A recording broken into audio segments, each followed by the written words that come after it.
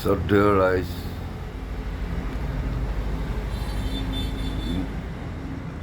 আজি পুনৰ এটা ভিডিঅ' মই মুকলি কৰিছোঁ, প্ৰস্তুত কৰিছোঁ।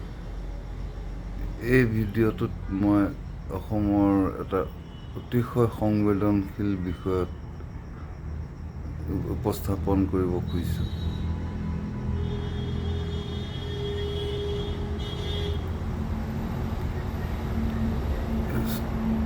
এই বিহুৰ বতৰত কিছু কথা মনলৈ নতুন চিন্তাৰ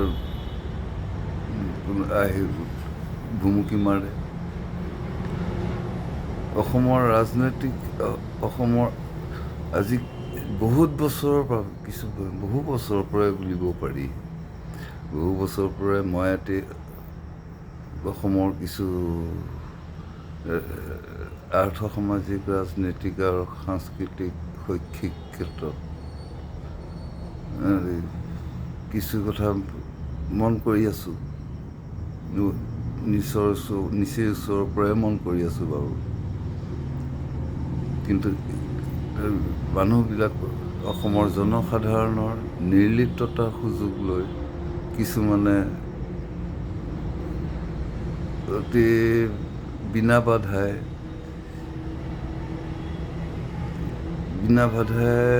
বুলিব পাৰি তেওঁলোকৰ নিজ মনোকামনা পূৰ্ণ কৰি গৈ আছে, নিজ স্বাৰ্থ সিদ্ধি কৰি গৈ আছে। ৰাজনৈতিক ক্ষেত্ৰতে হওক, ব্যৱসায়িক ক্ষেত্ৰতে হওক, আৰ্থ সামাজিক ক্ষেত্ৰতে হওক বা অন্যান্য ক্ষেত্ৰতে হওক। এই যে এতিয়া বিহু আৰু দুসপ্তাহৰ পিছত ৰঙালী বিহুৰ আগমন। ৰাজনৈতিক ক্ষেত্ৰত আঞ্চলিকতাবাদেতো কি কৰিলে সকলোৱে দেখিছেই, গমেই পাইছে কোনফালে অসমৰ জাতিটোক লৈ ধাৱমান অধঃপতনলৈ গৈ আছে। এইবোৰৰ মূল কাৰণ হৈছে অসমীয়া জাতিটোৰ নিৰ্লিপ্ততা, উদাসীনতা বিদ্যমান। সম্পূৰ্ণ সুযোগ গ্ৰহণ, সেইবিলাকৰে সম্পূৰ্ণ সুযোগ গ্ৰহণ কৰিছে। কোনো উচাৰি নাই, বাধা প্ৰতিবন্ধকতা নাই, সেইবিলাকৰ কাম কাজত কোনো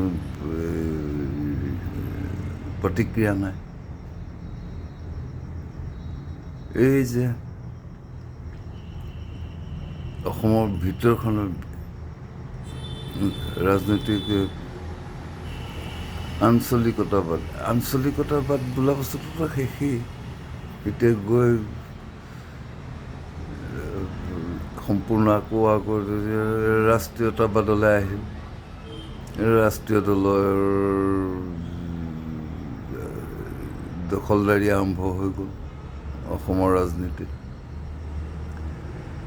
বা সেই কি নহওক, মই আৰু এটা অতি উচ্চ সংবেদনশীল বিষয় উপস্থাপন কৰিব বিচাৰিছোঁ। সেই আঞ্চলিকতাবাদ 77-78 চনৰ সময়ত আঞ্চলিকতাবাদৰ উত্থানৰ সময়ত সমান্তৰালভাৱে এতেই ৰাজনৈতিক দলৰ ছত্ৰছায়াত উগ্ৰপন্থী সংগঠনৰ জন্ম হ'ল। বিষয়টো বাদ ওলাই কৰিব নোৱাৰি, সিহঁতৰ আঞ্চলিকতাবাদে স্বনিয়ন্ত্ৰণৰ কথা কৈছিল। সংবিধানৰ ভিতৰত থাকি, গণ্ডিৰ ভিতৰত থাকি সেই উগ্ৰপন্থী দলটোৱে স্বনিয়ন্ত্ৰণৰ কথা আৰম্ভ কৰিলে সংবিধানৰ গণ্ডিৰ বাহিৰত থাকি, স্বাধীনভাৱে জাতিটোৰ স্বাধীনতা। কিন্তু এইটো নক'লে যে আমি জাতিটো কিমান উন্নত, নিজক স্বনিয়ন্ত্ৰণ কৰিব পৰাৰ বাবে কিমান পৰিপক্ক, কিমান পৰিণত, সেই বিষয়ে অকণোৰে সিহঁতে নাভাবিলে মানে সিহঁতে কাৰোবাৰ কোনোবা ৰাজনৈতিক দলৰ বহতীয়া হৈ ৰাজনৈতিক দলে সিহঁতক ব্যৱহাৰ কৰিলে গ'ল বা যে সময় বাগৰিল গ'ল বাহিৰলৈ কেতিয়াবা প্ৰথমতে থাকিল লক্ষীপথাৰত আৰ্মীৰ 90 চনত সেনাবাহিনীৰ অপাৰেশ্যন আৰম্ভ হ'ল ৰাষ্ট্ৰপতি শাসন হ'ল এইবিলাকতে সিহঁতে পলাই ৰাজ্যত সামৰিক বাহিনীৰ মুখামুখি হ'বলৈ ভয় কৰি পলাই পত্ৰং দিলে লক্ষীপথাৰৰ পৰা চৰাইপুঙৰ পৰা তিনিচুকীয়া জিলাৰ লক্ষীপথাৰ এৰি গৈ ক'ৰবাত পাল প্ৰথম ম্যানমাৰ সোমাল তাৰপিছত আহিল ভূটানৰ পিছত আহিল বাংলাদেশ আকৌ পুনৰ ম্যানমাৰ এইবোৰ কৰোঁতে 4টা দশক গ'ল 4-5টা দশক পাৰ হৈ গ'ল সিহঁতৰ একো নাই অসমত বহুত কিবা কিবি কৰিলে ধ্বংস কাৰ্য চলালে আৰ্থিক ক্ষেত্ৰত ধন লুট অস্ত্ৰ ঝনঝননি দেখুৱাই ক'ৰ পৰা অস্ত্ৰ শস্ত্ৰ আহৰণ কৰিছিল সেইটো সুকীয়া বিষয় এই অসমৰ ভিতৰত বহুতখিনি হত্যালীলা চলাল ডকাইতি চলালে হাজাৰ কোটি টকাৰ ধন লুট কৰিলে হাজাৰজনক নিৰীহ গুলীয়াই হত্যা কৰিলে বোমা বিস্ফোৰণ ঘটালে কিবা কৰিলে এতিয়া গৈ আৰু ম্যানমাৰত সোমাই আছে নিৰ্লিপ্ত হৈ কেইদিনমানৰ পিছত সিহঁতে দেখিব যে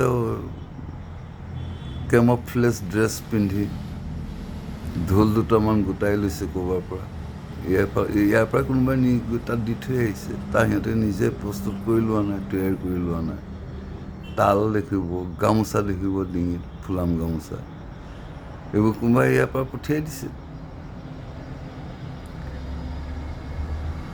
এইবোৰ কৰি কিনি সিহঁতৰ নিজৰ অস্তিত্ব জাহিৰ কৰিব পেৰেডি বিহু এটা বনাব বিহু সুৰীয়া এটা পেৰডি বিহু এটা উলিয়াই শুনাব ভিডিঅ' বনাব ভিডিঅ' কৰি কিনি গোটেইখন এৰি দিব অসমৰ ৰাইজক দেখুৱাবলৈ যে সিহঁতৰ অস্তিত্ব আছে এতিয়াও কৰি আছে সিহঁতে মনে মনে হাত সাৱটি বহি থকা নাই সিহঁতে কিবা এটা কৰি আছে কি কৰিছে সিহঁতেহে জানে আৰু কেতিয়া অসম স্বাধীন হ'ব সিহঁতেহে জানে আৰু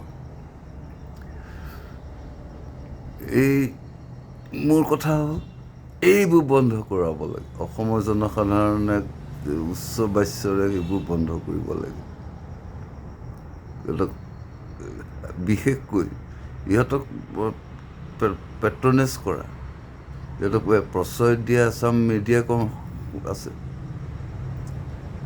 সংবাদ মাধ্যমৰ লোক জড়িত হৈ আছে সিহঁতৰ লগত কৈ দিয়া হয় সেইফালৰ পৰা কৈ দিয়া হয় তহঁতি আমাৰ এইবোৰ প্ৰচাৰ কৰিবি অসমৰ ৰাইজৰ মাজত প্ৰচাৰ কৰিবি ইলেক্ট্ৰনিক মাধ্যমেৰে কৈ দিয়া হয় সেইমতে সিহঁতক এইবিলাকে ইয়াৰ যি সংবাদ মাধ্যমত জড়িত ব্যক্তিসকলে সিহঁতক শ্ৰুতলিপিৰ মতে কৰি থাকে প্ৰচাৰ কৰি থাকে এইবোৰ বন্ধ কৰিব লাগে কেমফ্লেজ ড্ৰেছ পিন্ধি বিহু মৰা কৰা পেৰডি বিহু একদম স্বদেশ প্ৰেম বিশুদ্ধ স্বদেশ প্ৰেমী দেখুৱাই সিহঁতে যিবোৰ বিহু নাম প্ৰচাৰ কৰে ৰচনা কৰে এইবিলাকৰ সিহঁতৰ সেই বিশুদ্ধ স্বদেশ প্ৰেমীটো ভাৱটো সেইটো একে অসমৰ ৰাইজৰ মাজত প্ৰচাৰ হ'বলৈ দিব নালাগে মই অসমৰ ৰাইজক মই পুনৰ অনুৰোধ কৰিছোঁ এইবিলাক বন্ধ কৰিবৰ হ'ল এইবোৰ কোনোবা ৰাজনৈতিক নেতাই প্ৰশ্ৰয় দিয়ক কোনোবা সংবাদকৰ্মীয়ে প্ৰশ্ৰয় দিয়ক এইবিলাকৰ বিৰুদ্ধে সোচ্চাৰ হ'ব লাগে সময় হৈ গ'ল এনেকৈ সদায় চলি প্ৰত্যেক বছৰ ধৰি এনেকৈ চলি থাকিবলৈ দিয়াৰ কোনো কাৰণ নাই। সেয়েহে ৰাইজ দেখিব আৰু কেইদিনমানৰ পিছত ওলাব সেইসোপা উচতাই দিব। আপোনালোকে এনেকুৱা ভিডিঅ' পঠাওক ইয়াৰ থকা সংবাদকৰ্মীসকলে,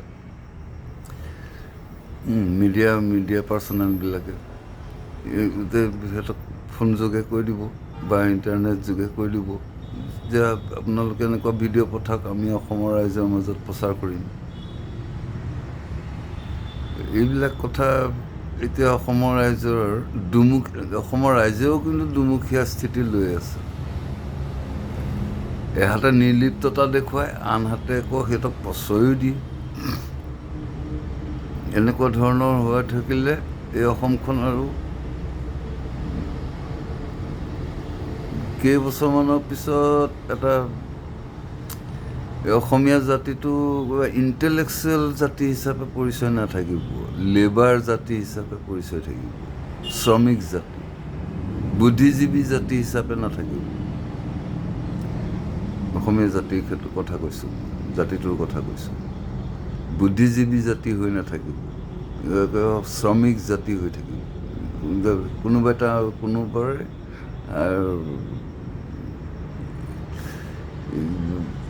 আঙুলিৰ ঠাচত এই জাতিটোক হেৰি কৰি থাকিব, নচলে। গতিকে এইবিলাকৰ সময় এই বহাগত অলপ নতুন ধৰণে চিন্তা কৰাৰ প্ৰয়োজন আহিল। যিহেতুকে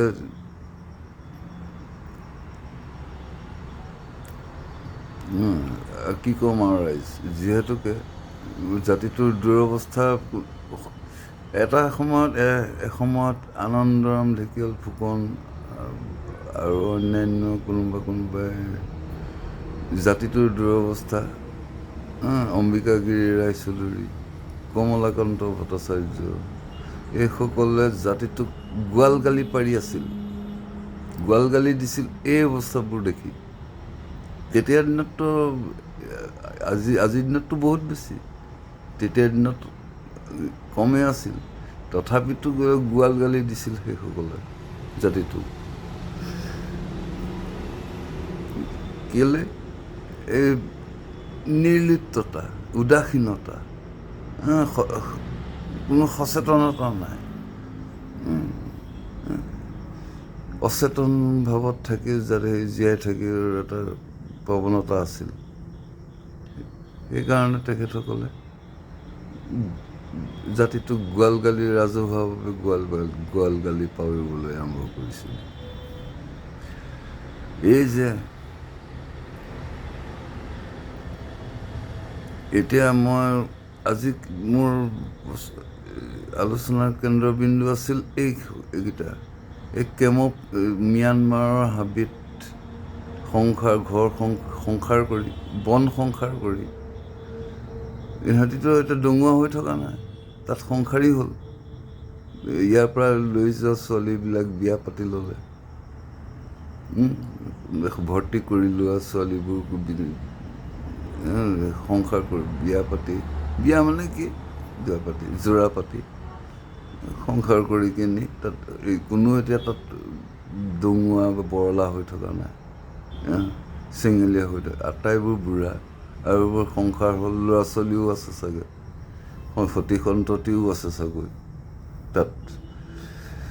যিয়ে নহওক, ইহঁতৰ এই যে বিহুত সিহঁতে এটা ভিডিঅ' দেখুৱাব, এইবোৰ বন্ধ কৰিব লাগে, নিষিদ্ধ কৰিব লাগে। ইয়াত প্ৰচাৰকৰ্মীসকলক, সংবাদকৰ্মীসকলক কৈ দিব লাগে যে খবৰদাৰ, এইবোৰ একদম ভুলতো প্ৰচাৰ নকৰিবি, কোনো দিনে প্ৰচাৰ নকৰিবি এইবোৰ। তাত বিহু মাৰে, ধুতি পাঞ্জাবী গামোচাটো নিপিন্ধে, সেইটো কেমফ্লেজ ড্ৰেছ, যিটো আৰ্মীয়ে পিন্ধে, সেনা বাহিনীৰ গাত থকা পোচাক, সেইবিলাক ড্ৰেছ পিন্ধি বিহু মৰাৰ হেৰি নেদেখুৱাবি, অপসংস্কৃতিক হেৰি নকৰিবি। তহঁতি কোনো এটা স্বদেশ প্ৰেমী নহওঁ, তহঁতি স্বদেশ প্ৰেমৰ বিহু ৰচিবলৈ তহঁতি তাহাঁতৰ কোনো এটাৰ স্বদেশ প্ৰেম নাই, জাতি প্ৰেম নাই। গতিকে এইবোৰ বন্ধ কৰ, নিষিদ্ধ ইয়াত যদি কোনোবা সংবাদকৰ্মীয়ে সেইবোৰ টিভি যোগে অন্য ধৰণে প্ৰচাৰ কৰিব বিচাৰেও সিহঁতক ধমকি দিব লাগে। সংবাদকৰ্মী খবৰদাৰ এইবোৰ ইয়াত নেদেখুৱাবি, অন্য ক'ৰবাত দেখুৱাগে যা, অসমৰ মানুহক নহয়। এনেকুৱা ধৰণৰ বাচ্য আৰম্ভ কৰি দিব লাগে বিহুৰ বতৰত। এয়া যে সিহঁতে কেতিয়াবা শেষ হৈ গ'লহেঁতেন, যেনেকৈ আজি ৰাছিয়া ইউক্ৰেইন যুদ্ধত ইউক্ৰেইন কেতিয়াবা শেষ হ'লহেঁতেন যদিহে পশ্চিমীয়া দেশবোৰ বেকত নাথাকিলেহেঁতেন। ঠিক তেনেধৰণে আলফা কেতিয়াবা শেষ হৈ গ'লহেঁতেন যদিহে ইয়াত প্ৰচাৰ মাধ্যম ৰাজনৈতিক দল যদি সিহঁতৰ বেকত নাথাকিলহেঁতেন। কেতিয়াবা শেষ হৈ গ'লহেঁতেন আৰ্মীৰ হাতত, নহ'ল। আজিলৈকে সিহঁতে ইয়াতে অসমৰ মাটিত নাই। অসমৰ শ্লিপাৰ চেল দুই এটা ক'ৰবাত যদি আছো, এইভাগে নাই, কিন্তু ম্যানমাৰ থাকি গ'ল। আশা সেইবিলাকক প্ৰশ্ৰয় দি আছে সংবাদকৰ্মী, ৰাজনৈতিক দল। দুমুখীয়া চৰিত্ৰ লৈ, দুমুখীয়া স্বভাৱ লৈ ভূমিকা পালন কৰি সিহঁতে প্ৰশ্ৰয় দি আছে। নহ'লে কেতিয়াবা সিহঁতক সেনাবাহিনীয়ে ম্যানমাৰৰ জংঘলতে, বনতে, হাবিতে সিহঁতক উৎখাত কৰি নিশেষ কৰি থৈ আহিলেহেঁতেন। কৰা এতিয়ালৈকে কৰাগে নাই। আৰ্মীয়েও প্ৰয়োজনবোধ কৰা নাই যে ম্যানমাৰলৈ সোমাই যাওঁ, সিহঁতক তাতে একেবাৰে গোটেই সোপা পুলিয়ে পোখাই শেষ কৰি থৈ আহোঁ, যাতে এইবোৰ কেমোফ্লেজ ড্ৰেছ পিন্ধি ডিঙিত গামোচা লৈ, ঢোল পেঁপা গগনা লৈ বিহুৰ বতৰত নিজৰ অস্তিত্বটো দেখুৱাব নোৱাৰে। অন্য ভাগেতো সিহঁতে অস্তিত্ব জাহিৰ কৰা নাই। সেইদিনাই বহাগৰ বিহুৰ দিনা ভিডিঅ' এটা বনাই কিনি বোলে আমি জীয়াই আছোঁ, অসমৰ ৰাইজক দেখুৱাব আমি জীয়াই আছোঁ, ইয়াত সুকলমে জীয়াই আছোঁ, এই আছক আমি। কিন্তু সিহঁতৰ অন্য কাম কম কাজ সিহঁতৰ আপোনালোকে একো নাই। জাতিটোৰ উন্নতিৰ হকে জাতিটোৰ চিন্তা কৰাটো বাদেই দিয়া, সিহঁতে নিজৰ চিন্তা কৰিবলৈকে তাহাঁতৰ হেৰি নাই। এতিয়া এনেকুৱা এটা অৱস্থালৈ গতি কৰি গৈ আছে। গতিকে ৰাইজ, এই বিহুৰ বতৰত সেই সোপা আৰু এইফালে অসমৰ ভিতৰত এই আঞ্চলিকতাবাদৰ মুখা পিন্ধা এই ৰাজনৈতিক দলবিলাকক, যিবিলাকে এসময়ত ৭৭-৭৮ চনত যে আমি দিল্লীৰ বহতীয়া হৈ নাথাকোঁ, আমি স্বনিৰ্ভৰশীল হ'ম, নিজে আত্মনিয়ন্ত্ৰণৰ অধিকাৰ সাব্যস্ত কৰিম বুলি শ্লোগান মৰা, ডাইলগ মৰা এইবিলাকক, যিবিলাক ঘূৰি পকি গৈ আকৌ এই দিল্লীৰ বহতীয়া হৈ থাকিবলৈ বাধ্য হ'ল। হিন্দীভাষীৰ আঙুলিৰ ঠাৰত নাচিবলৈ বাধ্য হ'ল, কৰি আছে, নাচি আছে। এতিয়া সেইবিলাকক এই বিহুৰ বতৰত এটা শিক্ষা দিয়াৰ প্ৰয়োজন আহি গ'ল অসমীয়া মানুহবিলাকে। নহ'লে এই যে বাগানীয়াবিলাকক যে কুলিৰে কোনো হেৰি নাই, লোকৰ মতে চলে, নিজৰ বুদ্ধিমত্তা নাই। ঠিক তেনেকৈ অসমীয়াবোৰো হ'বগৈ বুদ্ধিমত্তা নথকা বাগানীয়াবিলাকৰ নিচিনাকৈ এটা শ্ৰমিক জাতিলৈ পৰিণত হ'ব। শ্ৰমিকো নহয়, এলেহুৱা জাতি। শ্ৰমো নকৰে, বাগানীয়াবিলাকৰ নিচিনা শ্ৰম কৰি খাই সেইটোও নহয়, এলেহুৱা জাতিলৈ পৰিণত হ'বগৈ। কোনোফালে অসমীয়া জাতিয়ে নিজকে প্ৰতিষ্ঠা কৰিব নোৱাৰিব, না বুদ্ধিজীৱী হিচাপে, না শ্ৰমিক হিচাপে। গতিকে দেখিব যে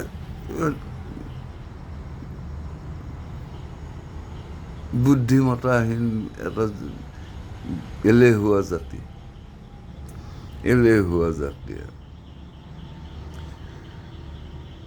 এই অসমীয়া জাতিটোৰ এইবিলাক যদি কেনেবাকৈ সেই অম্বিকাগিৰি ৰায়চৌধুৰী, আনন্দৰাম ঢেকীয়াল ফুকন, কমলাকান্ত ভট্টাচাৰ্য, সেই সময়ৰ যিসকল জাতিটো চিন্তা কৰা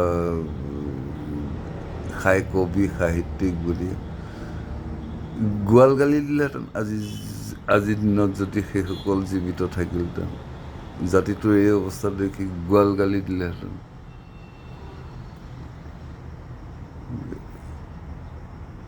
আৰু কি ক'ম ৰাইজ, ক'বলৈকে বহুত আছিল, কিন্তু বেছিকৈ কৈ থাকিলে এইটো জাতিদ্ৰোহী, আমুকদ্ৰোহী, তামুকদ্ৰোহী, জাতিটোৰ প্ৰতি অকণো প্ৰেম নাই, এইবিলাক গাবলৈ আৰম্ভ কৰি দিব।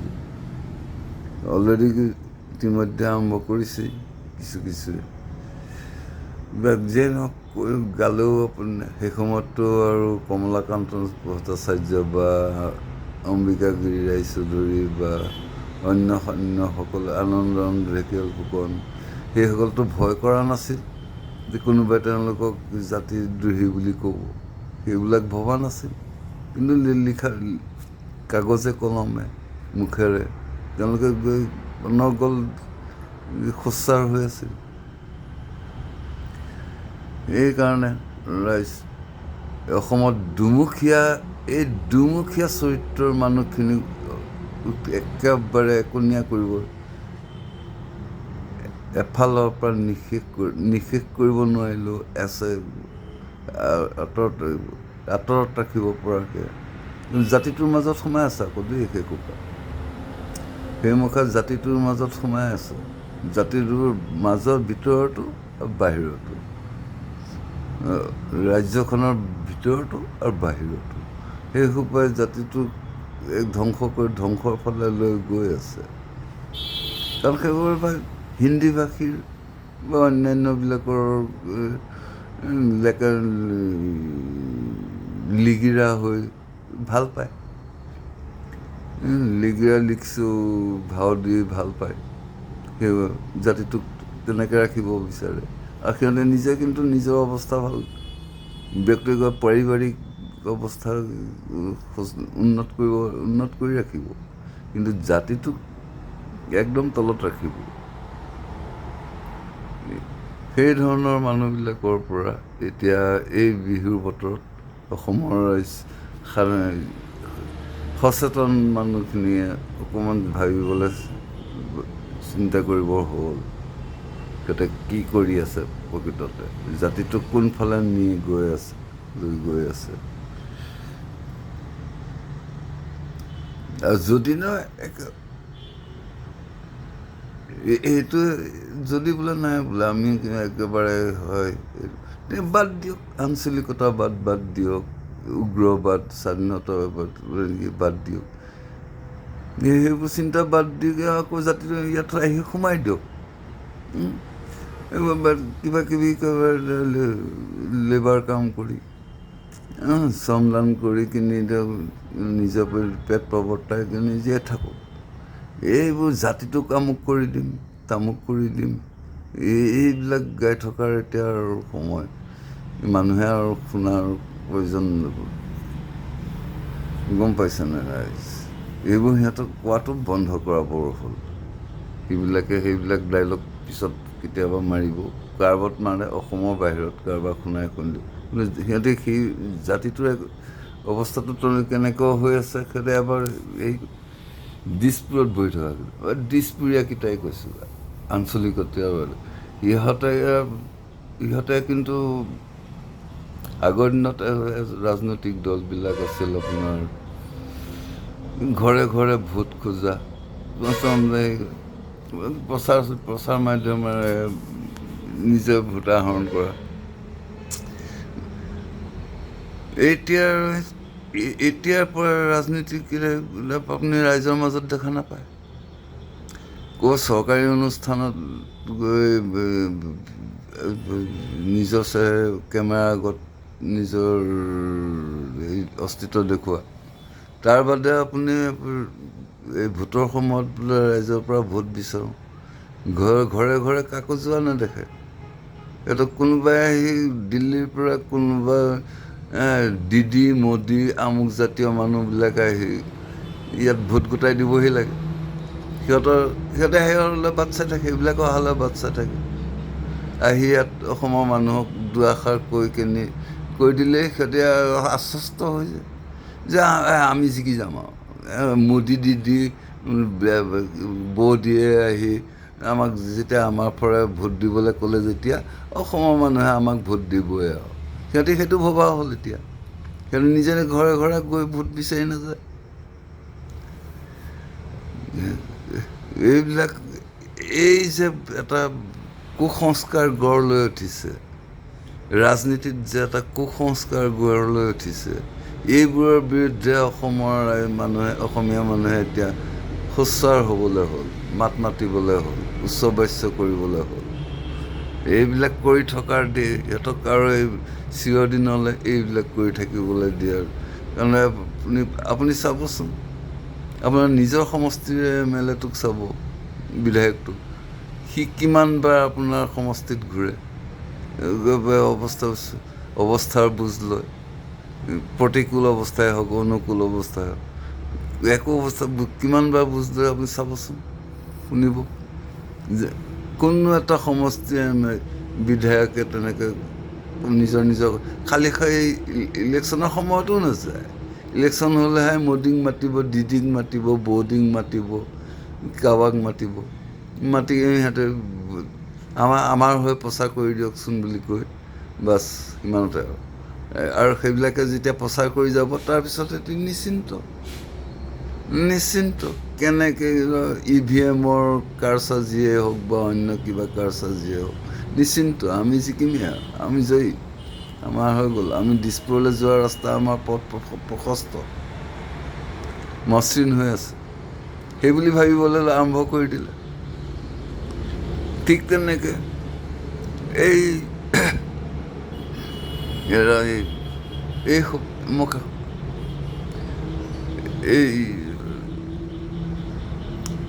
ৰাজনীতিৰ ক্ষেত্ৰখনতো বাদ দিয়ে, এই ক্ষেত্ৰত এই মুখা বিহু বতৰত এতিয়া কেমোফ্লেজ ড্ৰেছ পোচাক পৰিধান কৰি এটা বন্দুক এটা লৈ, ডিঙিত এখন গামোচা ফুলাম গামোচা লৈ, পেৰডিৰ 100% বিশুদ্ধ স্বদেশ প্ৰেমৰ ভাও ধৰি পেৰডি বিহু এটা ৰচনা কৰি গাই কিনি ভিডিঅ' এটা বনাই কিনি সংবাদ মাধ্যমলৈ, অসমৰ সংবাদ মাধ্যমলৈ পঠিয়াই দিব।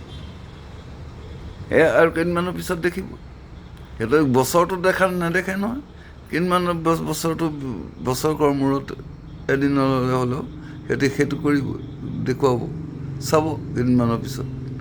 অসমৰ সংবাদ মাধ্যমবিলাকেও প্ৰচাৰ কৰিব, চাওক বিহু মাৰিছে, অসমৰ স্বদেশপ্ৰেমী 100% স্বদেশপ্ৰেমীবিলাকে বিহু ম্যানমাৰত হুঁচৰি